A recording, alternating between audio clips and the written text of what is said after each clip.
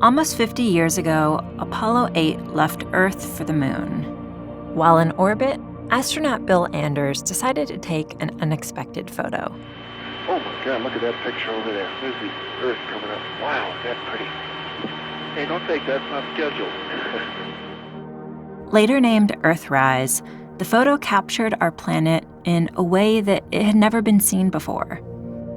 And while the 240,000-mile trip to get to that vantage point was, I'm sure, amazing. I mean, if you ever get that offer, take it. If you don't have a spaceship and 3 days to spare, lucky for you, all you need to do is click a link to get almost the same view in about a second. This is the Earth, all 196.9 million square miles of it. Google Maps is for finding your way. Google Earth is about getting lost.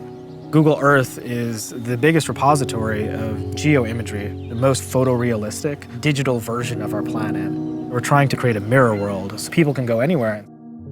From mountains to cities to the bottom of the ocean. Google Earth has been around for about the last 10 years, and just like our Earth, it's been evolving over this time. The imagery has been getting better and better. I was really curious to know, how is Google Earth created? How many images actually make it up? And where do they come from? Last year, together with Lo, I met up with Gopal and Kevin to find out. So how do we build Google Earth? The way it starts is we look at places that we want to collect in imagery, and then we collect it through a variety of different ways. One is satellites, and satellites give you the global views, and that's all 2D imagery that's wrapped around the globe. When you get closer to the ground, we have 3D data that we collect from planes. Yes, you heard right, planes. I'd always assumed that every overhead photo of the Earth I'd ever seen was taken by a satellite. But I learned creating 3D imagery requires special conditions. So Google flies planes, or as I now like to think of them, street view cars with wings. What are some of the challenges that you guys had? The biggest challenge in doing something like this is weather. Our preference is always to have clear skies. It took us a really long time to get London because we had to fly over London a lot before we got a fully cloud-free image of London. Come on in. Nice. Kevin told us that a typical flight to take photos is around 5 hours, except the planes aren't going across the country, they're making little zigzags over the same area. So it's north and turn south.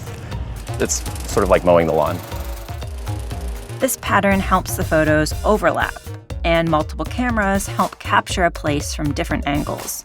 In planes, we have 5 different cameras, one looking down and forward, back, left, and right. In my mind, I'm picturing photograph, photograph, photograph, photograph. Yep. And then something puts them all together. Something called an algorithm. Photogrammetry, yeah. Which is just a fancy word for taking all of this imagery that we collect from the plane and constructing a 3D model. The first step to creating a place in 3D is a little bit of photo editing. So all the imagery is sort of prepped. That would be removing clouds, removing haze, color correcting. You'll actually see that a lot of the cities don't even have cars in them. We actually take the time to extract those. Then the 3D science begins. The big breakthrough that's happened in the last few years has been the introduction of computer vision. The computer looks for features within the overlapping images that are the same. We use a special GPS antenna that allows us to know where that camera was. So we know roughly where things were taken and at what angle. And this allows them to create a depth map. And that's just our understanding of how far the things are from the camera. And we take all of these various depth maps from the different cameras, stitch those together in what's called a mesh, which is basically a big 3D reconstruction of the place, and we texture it. And texture it is applying the photography that we took to the sides of these 3D buildings. It's almost like taking pieces of paper and cutting them up. You can actually extract the edges of something and then stitch those together and then understand what that shape might be. And organic shapes are what's hard to render. It gets even more complicated when you're talking about trees, because trees have branches and leaves, and often you might see them as a lollipop because that's as good as we can get. But we're getting better at modeling those organic shapes. We did a collective Yosemite National Park, and we were able to actually capture that in really high fidelities with all the different bends that a rock face might have. Do you know how many different images make up what I see as Google Earth? Yeah, it's probably on the orders of tens of millions. One interesting stat is to look at what we call pretty Earth, and this is the global view. So we have a full seamless image, and that comes from about 700,000 scenes from Landsat. And what we're doing is we're finding the best pixel from each. So if you look at Google Earth, it's springtime everywhere. To be precise, a 800 billion pixel spring globe, which is so big, if you wanted to print that out on your home printer, you would need to find a piece of paper the size of a city block. If you took a single computer, it would take 60 years to process that. And you can just keep multiplying this times all the different levels of zoom that exist in Google Earth, which are over 20.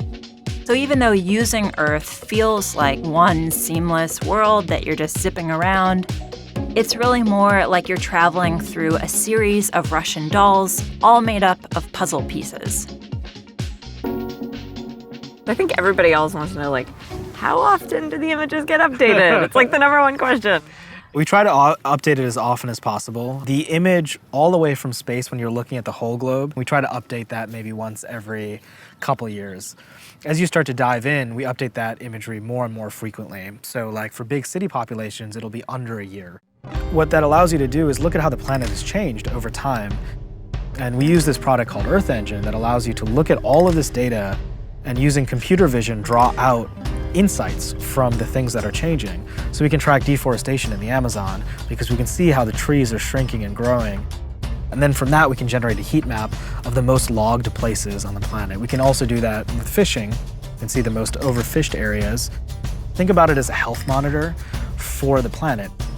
Watching these cycles happen on the planet, you realize that this is a living thing, and the product we're building has to be a living thing to reflect that. You know, it's not a static planet. It is fully alive at a macro scale, and that is very eye-opening when you're actually watching the things change right in front of your eyes, when you have that perspective to see that.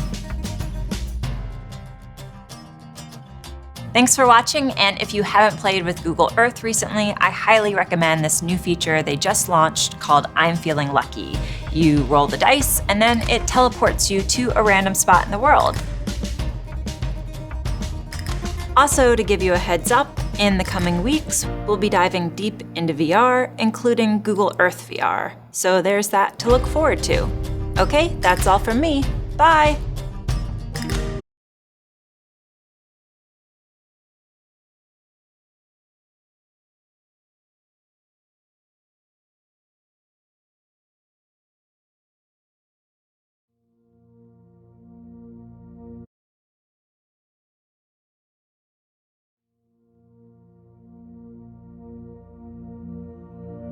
Almost 50 years ago, Apollo 8 left Earth for the moon. While in orbit, astronaut Bill Anders decided to take an unexpected photo. Oh my God, look at that picture over there. There's the Earth coming up. Wow, that's pretty. Hey, don't think that's not scheduled. Later named Earthrise, the photo captured our planet in a way that it had never been seen before. And while the 240,000-mile trip to get to that vantage point was, I'm sure, amazing, I mean, if you ever get that offer, take it. If you don't have a spaceship and 3 days to spare, lucky for you, all you need to do is click a link to get almost the same view in about a second. This is the Earth, all 196.9 million square miles of it. Google Maps is for finding your way. Google Earth is about getting lost. Google Earth is the biggest repository of geoimagery, the most photorealistic digital version of our planet. We're trying to create a mirror world so people can go anywhere. From mountains to cities to the bottom of the ocean. Google Earth has been around for about the last 10 years, and just like our Earth, it's been evolving over this time. The imagery has been getting better and better. I was really curious